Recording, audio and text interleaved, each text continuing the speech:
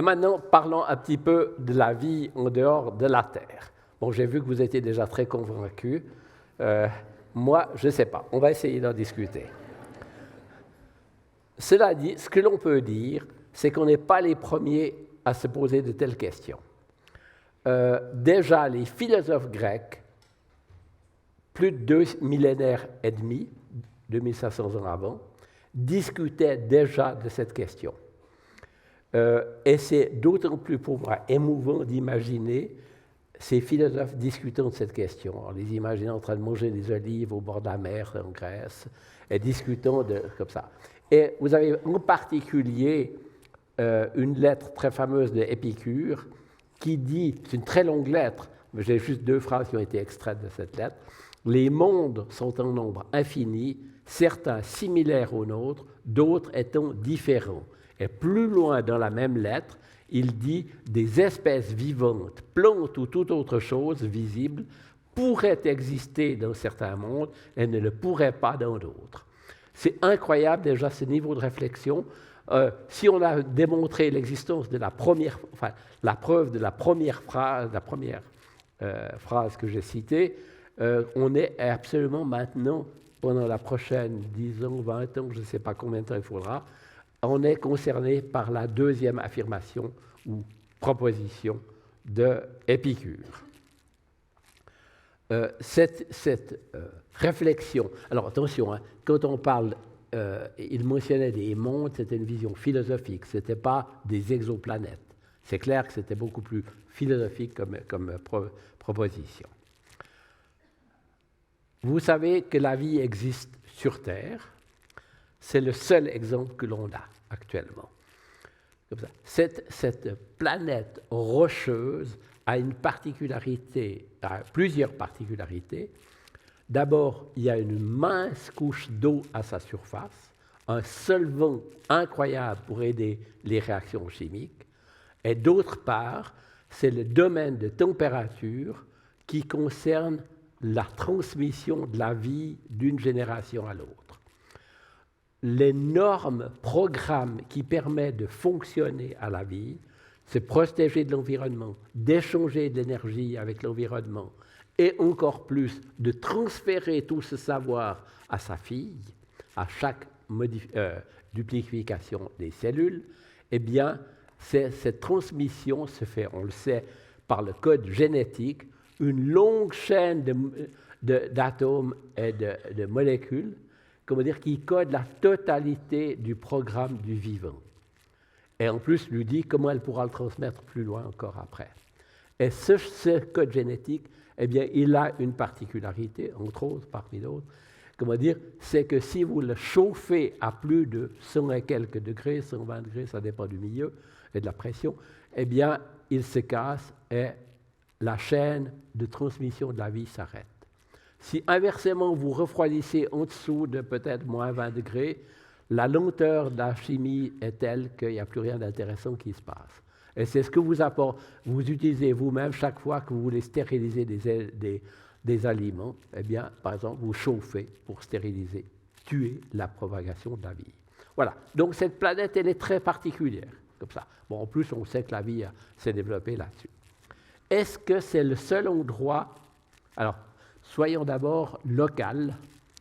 Comment dire, est-ce que c'est le seul endroit du système solaire où cette extraordinaire aventure s'est développée? Ben, j'en sais rien. Quand j'étais étudiant, on aurait dit sans aucun doute. Et puis, depuis lors, eh bien, il y a toutes ces missions qui vont vers la planète Mars, qui nous révèlent qu'il y a un peu plus de 3 milliards d'années, l'eau liquide coulait à la surface de Mars. Il y avait des volcans, donc il y a de la chaleur dans les roches profondes de Mars. Il y a de l'eau liquide qui est aussi stockée dans le fond de Mars. Est-ce que vous êtes sûr, absolument, que dans les failles profondes de cette planète, il n'y a pas encore, pas des formes fossiles ou mortes, mais est-ce qu'il n'y a pas des formes de bactériennes unicellulaires qui sont encore... Sur Terre, on trouve des bactéries à 3 km de profondeur dans des failles et tout. Voilà, juste pour dire, ça c'est l'aspect de la recherche spatiale qui s'intéresse terriblement à cette planète pour aller voir si au moins on trouve des formes, des indications géologiques, chimiques, que la vie a existé, peut-être a démarré, puis après ça s'est arrêté, quand Mars a perdu son atmosphère. Voilà. Hein. Où est-ce ici? Ce n'est pas dans un oued d'un saharien, mais c'est justement des vallées érodées sur la planète Mars. Comme ça, l'eau coulait il y a 3 milliards d'années là-bas. Est-ce que c'est le seul endroit encore qu'on pourrait suspecter? Eh bien non. La recherche spatiale a montré que le satellite de Jupiter, Europa, à sa surface, c'est une banquise. Ce n'est pas un glacier, c'est une banquise avec de l'eau liquide, un océan sous la banquise. Et donc, les interactions de marée entre les différents satellites du système font que de temps en temps, il y a des craquements qui se passent. Et c'est cette structure que l'on voit ici à la surface de Europa, qui dit eau liquide, eh bien, on commence à fantasmer. Est-ce qu'il y a quelque chose qui a pu se passer? Bon, ce n'est pas des grandes civilisations, on est d'accord, mais est-ce qu'il n'y a pas des unicellulaires là-bas? Il y a déjà des missions qui sont planifiées pour aller essayer de répondre à ce genre de questions relatives à Europa. Voilà une forme plus agrandie de la même région. On voit ces structures qui ont été formées par les ruptures ou les impacts d'astéroïdes sur la surface de la banquise de ce satellite. Bon, quittons un petit peu le système solaire. Il y en a d'autres, hein. Il y a encore Encelade, il y a d'autres endroits encore. Pour regarder notre grande famille cosmique qui est la galaxie. Je n'ai pas donné trop de chiffres, mais quand même, hein, 200 milliards d'étoiles, comme le Soleil. Et évidemment, immédiatement, on se pose la question, combien de planètes éventuellement analogues à la Terre sont liées à ces planètes? Juste pour avoir un ordre de grandeur, c'est grand. Hein? La lumière met 8 minutes pour aller de la Terre au Soleil, elle va mettre 100 000 ans pour traverser ce système. Donc c'est vraiment grand.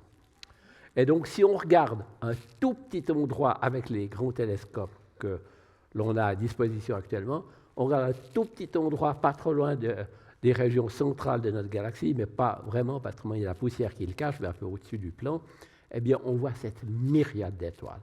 Chaque petit point ici, c'est l'équivalent de notre Soleil. Et après, vous vous posez la question, est-ce qu'il y a des planètes qui tournent autour des systèmes planétaires qui sont en orbite autour de ces étoiles? Alors juste, on ne peut pas photographier notre la Voie lactée, puisqu'on est dedans. On ne peut pas sortir pour prendre la photo. Donc la seule chose qu'on peut faire, c'est prendre une belle photo d'une autre galaxie, mais de la même géométrie, du même style. Alors ça, vous en avez une ici. Et peut-être le point qu'il faut regarder là, dans cette... Bon, d'abord, il y a cette merveilleuse structure à 2 bras spiraux, fabuleux, hein, sur 100 000 années-lumière. C'est vraiment grand. Comment la physique fait pour organiser la matière de cette manière-là? Et vous regardez ces petites taches roses qui se trouvent le long des bras spiraux, c'est des énormes nuages moléculaires, comme peut-être certains d'entre vous ont regardé avec une paire de jumelles la nébuleuse d'Orion, qui est aussi un grand nuage de notre environnement.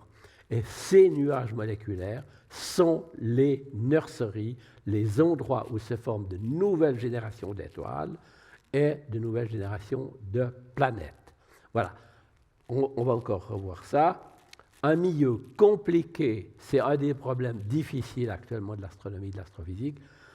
On peut observer, on peut voir ce qui s'y passe, mais la physique est difficile parce qu'il y a une énorme turbulence, des grands gradients, des grandes différences de densité, du champ magnétique, des rayonnements extraordinairement forts des premières générations de planètes, d'étoiles qui ont été formées, et c'est l'endroit où se forment de nouvelles générations d'étoiles comme notre Soleil.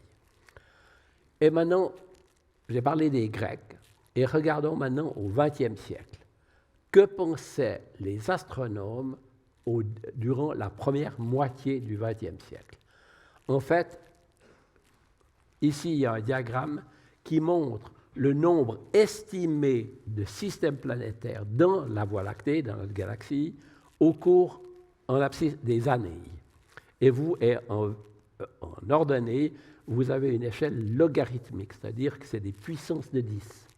Alors, vous voyez que jusqu'en 1950 à peu près, eh bien, les grands noms de l'astronomie ont publié des estimations, et la réponse, il n'y a pas d'autre système planétaire dans la Voie lactée, ou s'il y en a, il y en a peut-être un deuxième ou un troisième, enfin vraiment très très peu. Incroyable. Un retour en arrière complètement sur cette question-là.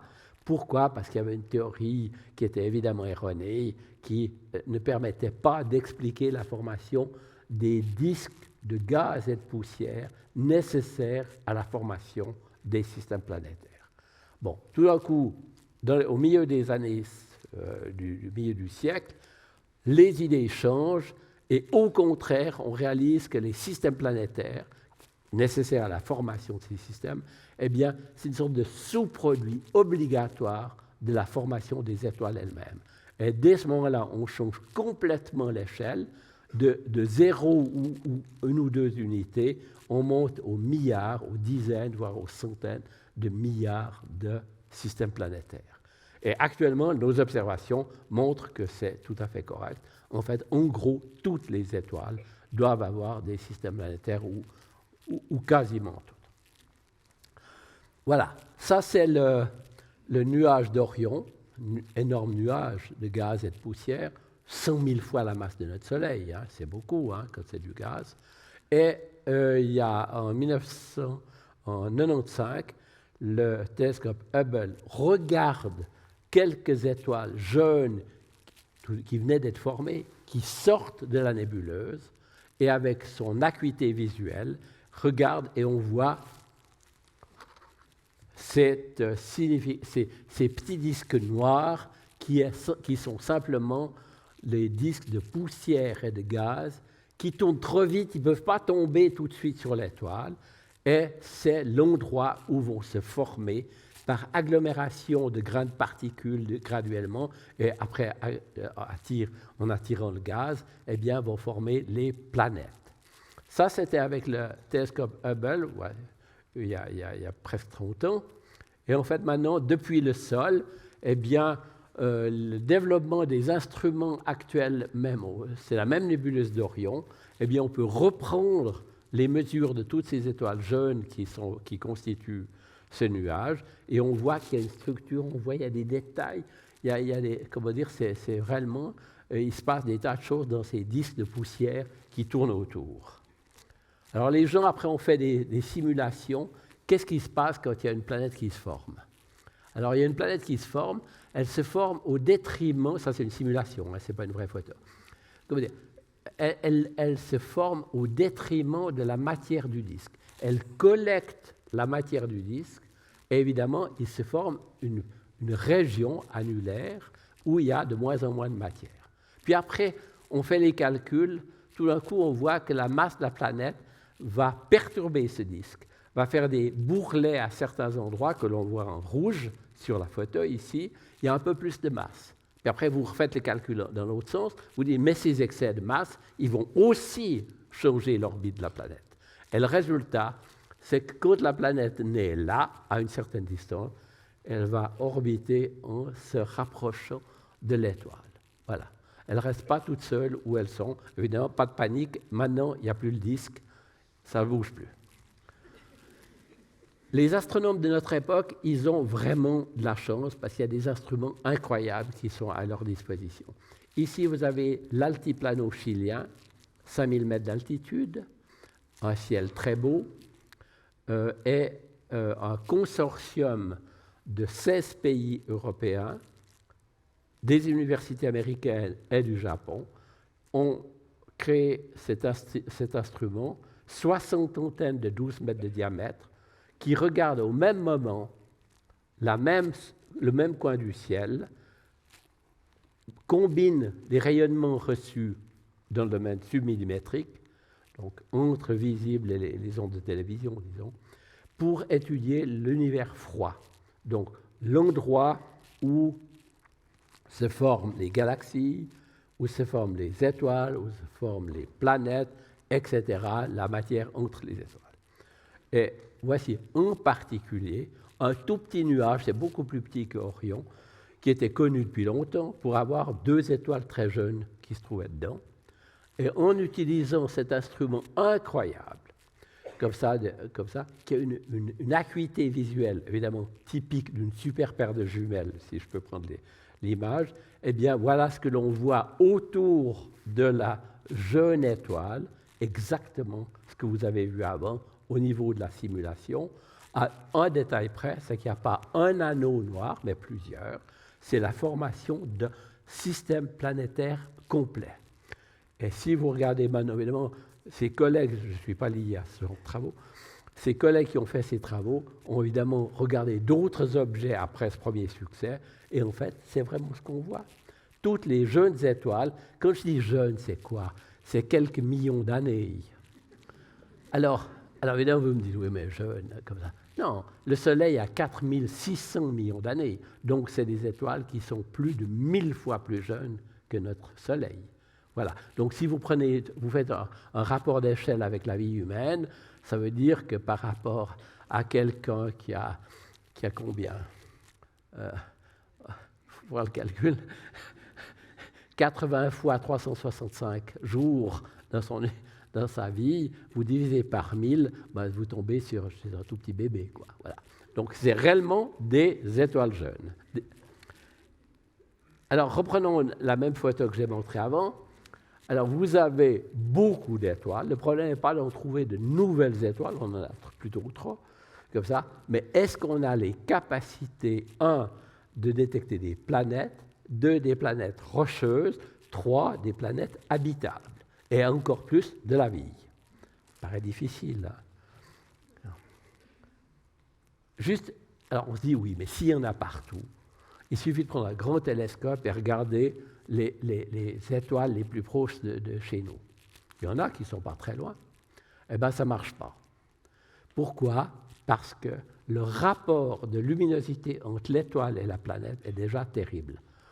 Prenez le système solaire, le Soleil produit de l'énergie, réaction nucléaire, et il envoie ce rayonnement sur Jupiter, qui est la grosse planète, et vous voyez que la lumière réfléchit par Jupiter. 1 milliardième du Soleil. Donc, quand vous êtes à une certaine distance, c'est tout près l'un de l'autre, vous êtes complètement ébloui par l'étoile, vous ne voyez pas la planète. Donc, même s'il y en a beaucoup, beaucoup, beaucoup, eh bien, ce n'est pas facile de les voir. Une idée possible, c'est de chercher l'effet de perturbation de la planète sur la vitesse de l'étoile. Vous avez l'étoile ici, vous avez la planète qui tourne autour, mais aussi, en fait, elle ne tourne pas autour de l'étoile, elle tourne autour du centre de gravité. Comme l'étoile est beaucoup plus lourde, elle va faire qu'un tout petit tour autour du centre de gravité. Si vous avez un instrument qui vous permet de mesurer la vitesse avec une grande précision, eh bien, vous verrez une étoile qui s'approche de vous, qui s'éloigne de vous, qui se rapproche de vous, etc. Si elle fait cette danse, eh bien, évidemment, c'est qu'il y a une raison pour cela. Et donc, vous faites quelques petits calculs et vous arrivez à déterminer la période, la masse, la forme de l'orbite, etc. Et c'est ce que l'on a, comme on a fait d'abord. On a construit un spectrographe avec nos collègues français qui avait la précision voulue pour déterminer ces petites variations de vitesse éventuelles, on n'en savait rien, des étoiles. Et surprise, on s'attendait à chercher un objet, des grosses planètes comme Jupiter, et on se disait, elles doivent avoir au moins 10 ans de période, parce que, voilà, pour différentes raisons physiques, elles ne pouvaient pas être toutes près. Bon, erreur, parce que la planète qu'on trouve, elle avait une période de 4,2 jours, donc elle faisait un tour d'étoile en 4 jours, donc son année, c'était une année de 4 jours, et comment dire, c'était en complet désaccord avec la théorie de l'époque, 1000 fois trop court par rapport à la théorie. C'est pour ça qu'on a été un peu prudent avant de publier. Actuellement, il y en a plus de 5000, presque 6000, je ne sais pas combien. Ça change tous les jours, donc je ne sais pas le chiffre exact. Donc ce dessin-là, c'est le dessin original que l'on avait publié. Donc un prix Nobel pour ce dessin-là.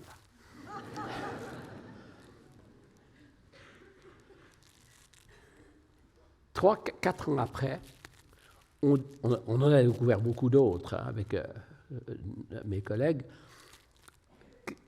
4 ans après, exactement au mois de septembre, on avait déjà découvert, quelques mois avant, une autre planète qui avait une période de 3,5 jours. Donc elle était encore un peu plus près de son étoile. Et donc, qu'est-ce qui se passe? Quand elles sont près de l'étoile, il y a une certaine probabilité que, si ça c'est l'étoile, vous êtes le télescope, eh bien la planète passe entre le télescope et l'étoile. Donc, ce qu'on dirait, c'est une éclipse. Bon, dans le cas-là, on parle de transit planétaire. Donc, c'est simplement la planète qui passe devant l'étoile qui fait baisser la luminosité un petit peu. On avait essayé ça, ça n'avait pas marché, parce que si le plan orbital n'est pas bon, ça ne va pas. Et là, ça a été la bonne nouvelle. Tout d'un coup, on travaillait avec des collègues américains. Eh bien, à l'heure prédite, à quelques minutes près, eh bien, la luminosité de l'étoile a baissé d'environ 2%. On fait un petit calcul. On a la masse qui vient du spectrographe, l'effet Doppler. Là, la baisse de luminosité nous permet de mesurer le diamètre de la planète. Si vous avez une sphère, donc vous avez la masse et le diamètre, vous calculez la densité moyenne et on trouve 0,3 grammes par centimètre cube. C'est 3 fois moins dense que l'eau.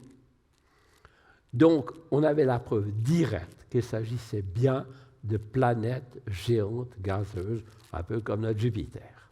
Il y avait encore des sceptiques à cette époque-là. Ça, c'est vraiment ce qui les avait convaincus les derniers. Alors, cette technique, elle est fabuleuse. Alors, c'est comment dire, je vous disais que la mesure des caractéristiques d'une planète, la voir et tout, était horriblement difficile parce qu'il y a ce rapport terrible de 1 milliard entre les deux. Et là, tout d'un coup, la nature nous fait un cadeau. Elle nous offre directement l'instrument pour le faire. Alors, si on regarde ce dessin, vous avez un schéma, évidemment. Vous avez en jaune, c'est l'étoile, qui est schématisée. Vous avez l'orbite, le trait noir autour. Quand la planète passe devant, il est trop faible, ça, on ne voit rien. Quand la planète passe devant, vous avez la baisse de luminosité qui vous donne accès au diamètre de la planète.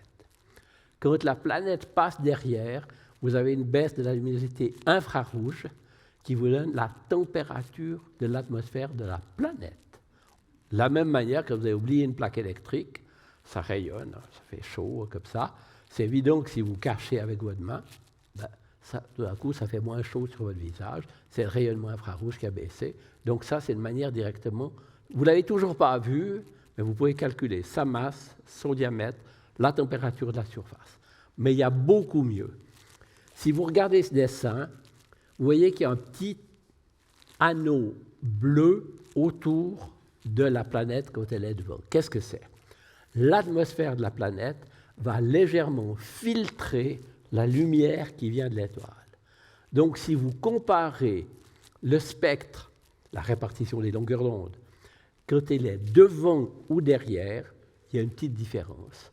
L'étoile, le spectre de l'étoile, il est légèrement modifié par le filtre qui est représenté par l'atmosphère de la planète qui passe.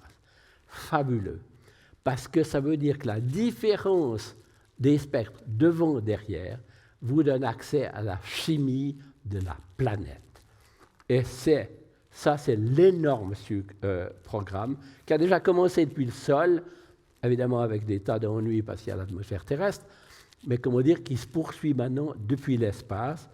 Et c'est évidemment un énorme challenge pour le futur, puisque c'est la voie pour découvrir de la vie sur d'autres planètes.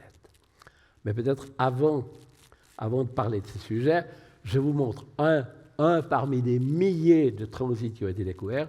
C'est une planète qui a été découverte par des collègues belges, donc elle s'appelle TRAPPIST. Hein.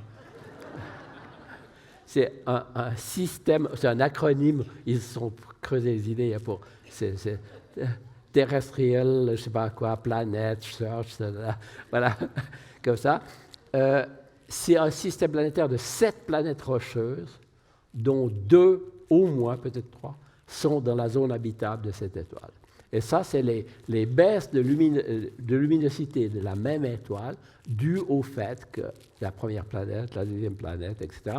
Alors, les périodes 1,5 jours, 2,4, 4,4, 6, 9, 12, 14, etc. Voilà. Donc, ça veut dire qu'au lieu d'avoir une courbe comme ça, vous avez une courbe horriblement compliquée due à cette combinaison de toutes les comme ça.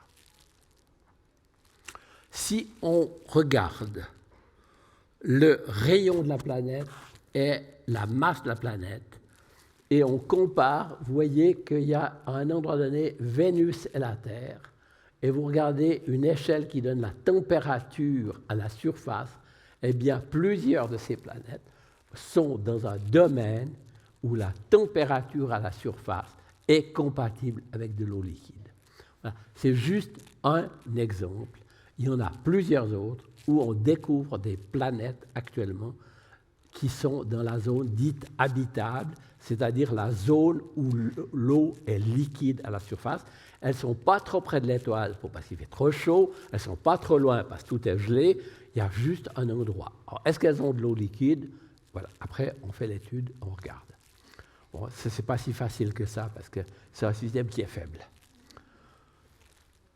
Le potentiel offert par ces transits était superbe après la découverte du premier. Et ici, après, il y a eu plusieurs missions spatiales qui ont été conçues.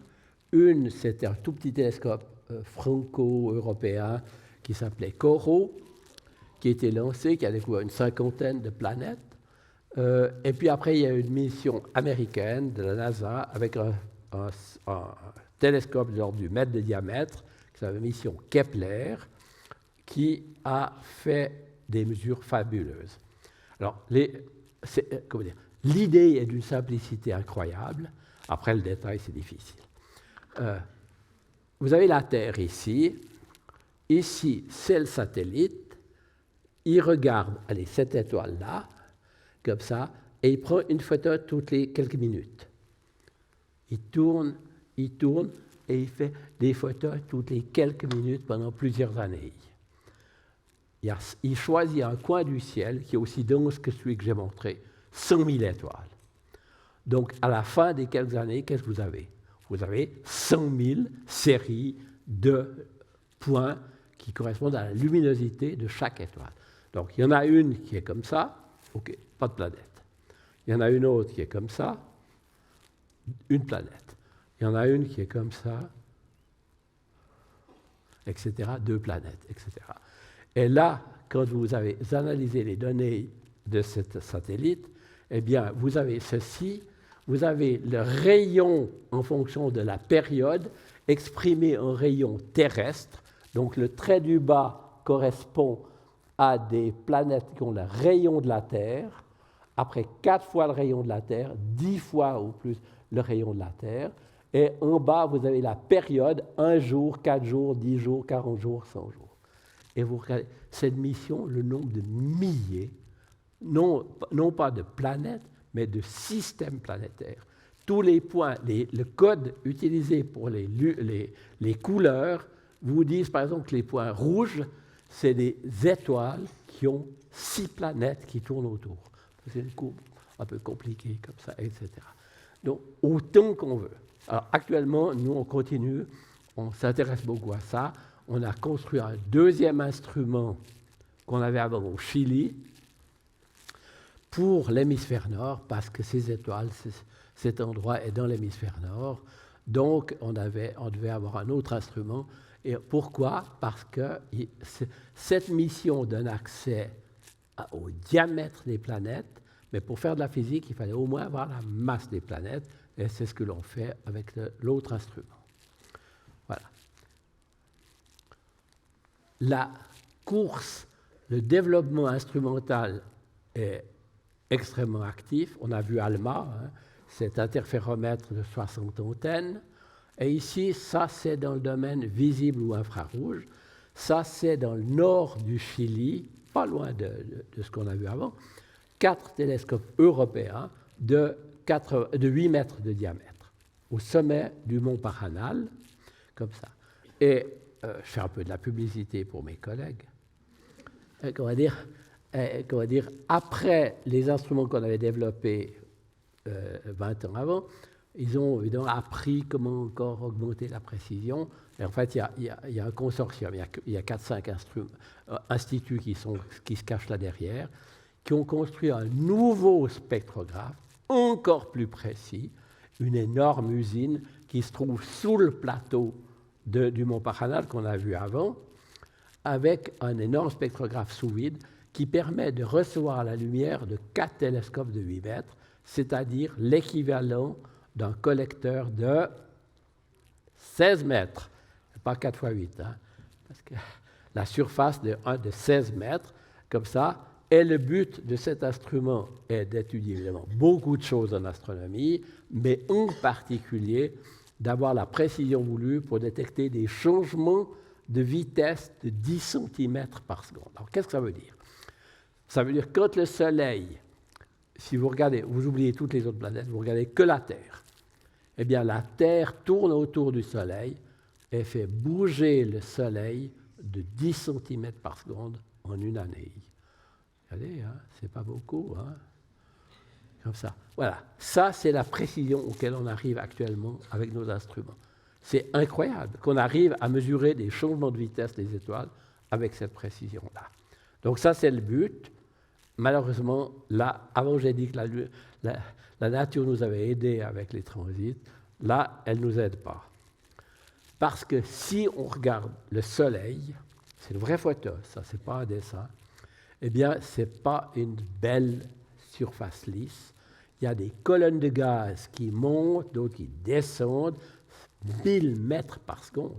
Vous voulez mesurer à 10 cm et vous avez, je ne sais pas combien, des millions de cellules, comme dans une marmite ou l'eau cuit, ça monte, ça descend, ça rayonne en haut. OK, ça c'est déjà pas, ça ne nous rend pas la vie facile, mais en plus, il y a des tâches, le champ magnétique, des éruptions solaires, etc. Et quand on dit « je mesure la vitesse d'une étoile », ça veut dire « je mesure la vitesse moyenne de tous les atomes qui nous regardent ». Voilà, avec tous ces problèmes-là. Donc, actuellement, il y a des tas de jeunes collègues qui inventent des méthodes incroyables pour essayer de trier le bruit du signal. Ça c'est pour les vitesses. Regardez pour les transits. La Terre, à la même échelle, dans le petit rectangle qui se trouve là-bas, c'est le petit point bleu qui se trouve au milieu. C'est à la même taille. Donc maintenant, imaginez ce petit point bleu qui passe devant le Soleil et vous devez mesurer la baisse de luminosité. Pour mesurer. Voilà. C'est juste pour vous dire, oui, la question de la recherche de la vie est un problème intéressant, mais il y a quand même quelques détails techniques difficiles. Alors, je reviens dans ce pays que j'aime bien, qui est le Chili. Alors, ici, vous voyez au premier plan 4 télescopes de 8 mètres, le site du mont Paranal, et vous avez une autre montagne qui se trouve dans le coin supérieur gauche, qui est une autre montagne un peu plus haut, 2800 mètres, où l'Europe, je dis on, européen, où l'Europe développe, ESO, mais la Suisse en fait partie, développe un télescope de 39 mètres de diamètre. Alors, je ne suis pas très bon pour estimer. Est-ce qu'on peut le mettre là dans la salle? Je ne pense pas. C'est un peu plus gros que ça. Voilà. Le miroir principal a 39 mètres. Alors, ce n'est pas un bloc unique, hein. C'est environ pas loin d'un millier d'hexagones, un pavage comme ça, mais qui ont tous la bonne forme pour faire la forme du miroir. Et la forme est contrôlée à mieux que le dixième de millième de millimètre sur toute cette surface, hein. Donc voilà, appréciez la difficulté technique pour faire une surface au dixième de millième de millimètre sur 39 mètres de surface. Voilà, ça c'est pas du rêve, c'est pas de la science-fiction, c'est en construction. Et la première lumière est attendue en 2028, c'est-à-dire c'est demain. Alors ça c'est une photo faite il y a 4 ans, comme ça, où on voit, les astronomes, ils ont coupé le sommet de cette montagne pour pouvoir avoir un plateau pour mettre ce télescope. C'est pas un ensemble, c'est un télescope. Et comment dire, en juin de l'année passée, la construction était de ce type-là. Actuellement, la structure métallique de l'enveloppe est complétée. Voilà. Voilà. Ça, c'est les projets. Alors, évidemment, cet instrument va étudier tous les domaines de l'astronomie, c'est-à-dire les galaxies les plus lointaines, la cosmologie, la physique des étoiles et tout, mais aussi, évidemment, les exoplanètes, puisque, comme j'essaie de vous dire, quand vous comparez 2 spectres devant et derrière, dans les transits, il faut beaucoup de photons, parce que la différence entre les deux est tout petite. Donc c'est seulement en ayant beaucoup de photons qu'on voit ce qui est significatif au niveau de la différence. Fabuleux. Ce sera le plus grand télescope du monde et de loin. Donc, la feuille de route, c'est on aimerait des planètes comme la Terre et éventuellement avec de la vie. On peut résumer cet intérêt, la question, c'est la vie est-elle un impératif cosmique? Ça veut dire quoi cette formulation un peu alambiquée? C'est que au début, après le Big Bang, vous avez une soupe de particules. Électrons, neutrons, non, il n'y a pas tellement de neutrons, des protons, comme ça, voilà, qui se baladent. Après, vous formez des atomes, différents atomes, surtout d'abord de l'hydrogène, enfin, etc., de l'hélium. Et puis, après, à l'intérieur des étoiles, à très haute température, vous formez d'autres atomes de plus en plus compliqués. Et puis après, quand vous êtes en surface des planètes, quand il fait un peu plus frais, eh bien, il se forme des choses plus compliquées, des molécules.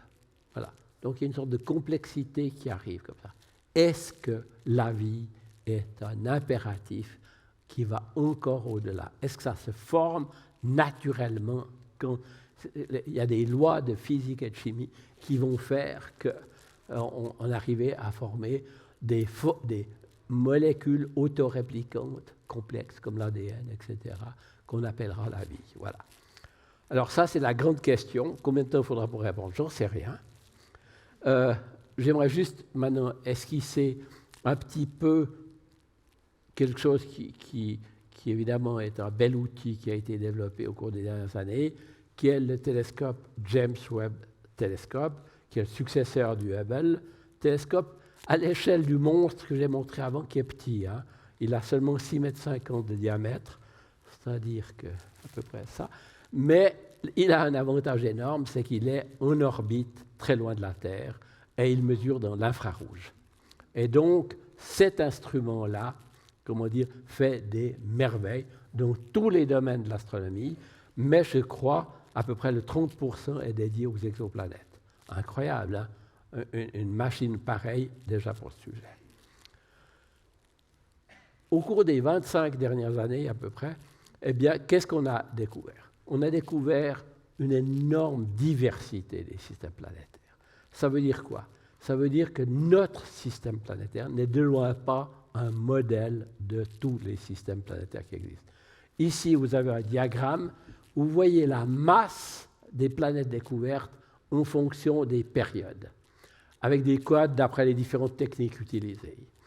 Et vous voyez que à la période d'une année, c'est là, on est ici, comme ça, ça serait la Terre, mais la Terre, il n'y a rien, parce que la technique n'a pas permis de découvrir.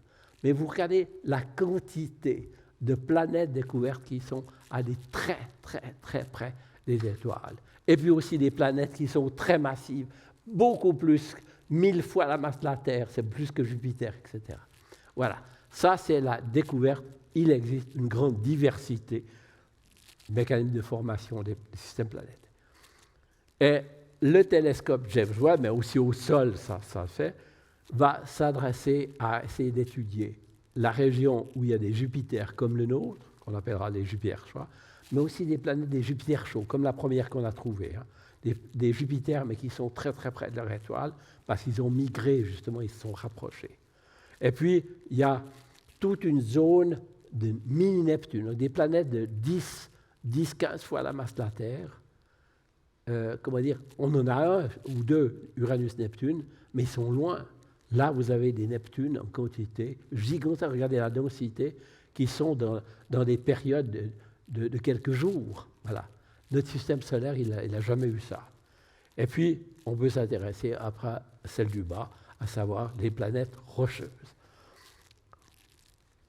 Actuellement, le télescope spatial va essayer d'étudier plus particulièrement des planètes rocheuses tempérées. C'est-à-dire qu'on voit qu'il n'y en a pas tellement qui ont vraiment la masse de la Terre et tout, et la température de la Terre. Ils vont appliquer la même technique, ils l'appliquent déjà que celle que j'ai esquissée dans le diagramme avant, à savoir le filtre offert par l'atmosphère de la planète, en comparant le transit devant-derrière. Simplement ça. Bon, il faut voir de la précision. Et donc l'idée, c'est quand vous faites la soustraction de ces deux spectres, eh bien vous avez accès à la forme du spectre, donc des longueurs d'onde émises par la planète, et pas l'étoile, par la planète. Et vous avez des choses compliquées comme ça qui vont vous dire quelles sont les molécules qui se trouvent dans l'atmosphère. Alors, si on regarde, donc voilà, donc les transits, ils sont plus ou moins profonds. Pourquoi ils sont plus ou moins profonds? Parce que la longueur d'onde va être absorbée plus ou moins profondément dans l'atmosphère. On peut le comprendre très, très facilement, cette idée-là.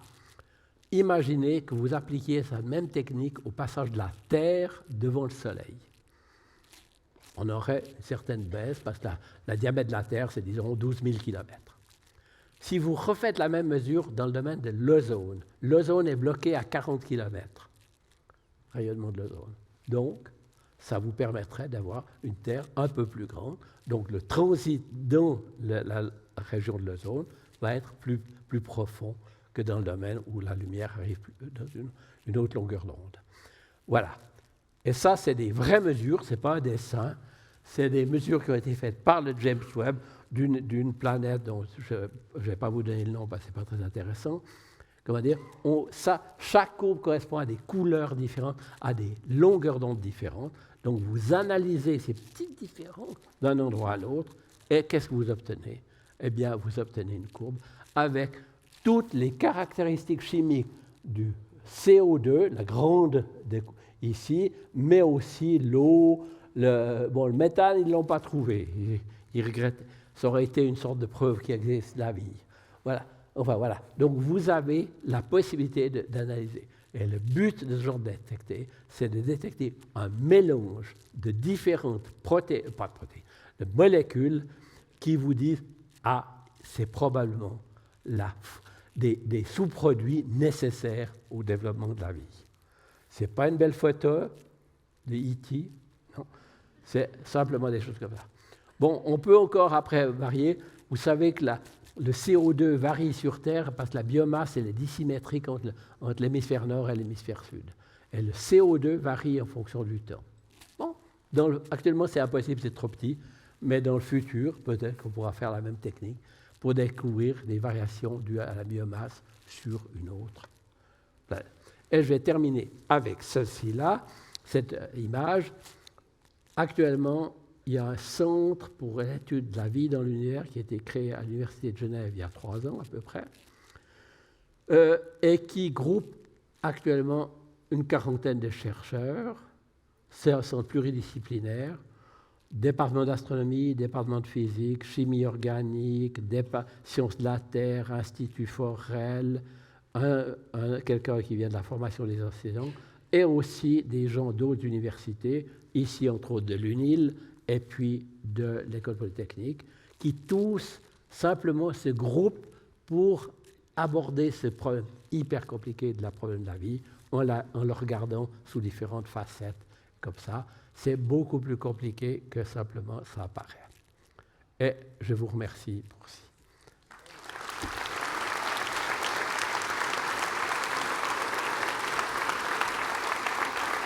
celui-là. Merci. Ça va, ça va.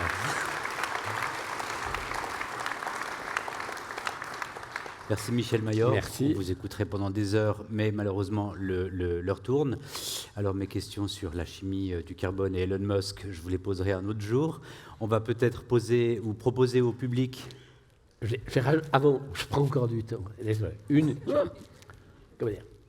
L'homme est allé sur la Lune il y a une 50aine d'années. Il a mis 3 jours pour y aller. La lumière met environ 1 seconde pour faire le même voyage. Alors, imaginez que parmi ces myriades d'étoiles rocheuses qu'on découvre, et que certaines seront à la bonne distance, on en trouve une parfaite, qui serait, disons, une voisine, à 30 années-lumière. Hein. À l'échelle des 100 000 Voies lactées, c'est vraiment une voisine. Hein. On a toutes les raisons de penser que c'est parfait. Simplement, 30 ans, c'est 1 milliard de secondes. Donc, c'est 1000 millions de fois plus loin que la Lune. Donc, simplement, on peut tous être accros des sciences, des films et livres de science-fiction, Star Wars, etc. OK, mais ce n'est pas de la physique. Comment dire? Simplement, on n'a aucun moyen d'accélérer une fusée pour aller dans un temps raisonnable, aller là-bas. Parce que si vous gagnez un facteur 10, eh bien, 30 milliards... 1 milliard divisé par 10, ça reste encore 100 millions. Ça reste encore 100 millions fois 3 jours. Hein. Donc, voilà. Donc, dans le contexte de cette journée et tout, comment dire, on est des humains liés à cette terre et on n'ira pas se promener. Et aussi, vous avez le réciproque, les autres, qui peut-être existent, ils ne viendront pas nous visiter parce que les lois de la physique sont les mêmes pour eux et pour nous. Voilà.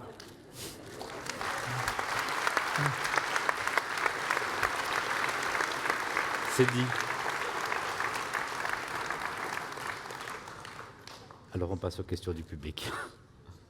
Est-ce qu'il y en a? Monsieur.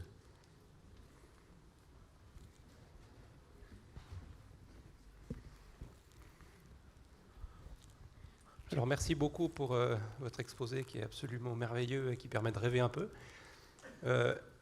En voyant un peu les différents graphiques, on se dit le système solaire avec les temps de révolution de la Terre, on a un peu l'exception parmi tout ce qui a été découvert où il y a des temps ultra rapides. Comment ça se fait finalement? Non, je pense que c'est un biais d'observation. Parce que vous avez vu ce diagramme que je ne vais pas remontrer, mais des découvertes du télescope Kepler. On va dire, vous avez ce nuage qui montait comme ça, puis il manquait tout en bas ici. C'est simplement qu'une planète de plusieurs années, ou une année déjà, est de la masse de la Terre. Simplement, c'est au-delà de la sensibilité qu'avait cet instrument. Donc, on a une vision complètement biaisée. Et si vous prenez, par exemple, les simulations qui sont faites sur la formation des systèmes planétaires, en fait, les petites planètes, c'est les plus faciles à former, donc des planètes rocheuses et tout. Et il y en a autant qu'on en veut. Comme ça. Et donc, simplement, on a plus de facilité à découvrir celles qui sont à courte période. Donc, non, il y en a tant qu'on en veut. Ok, merci.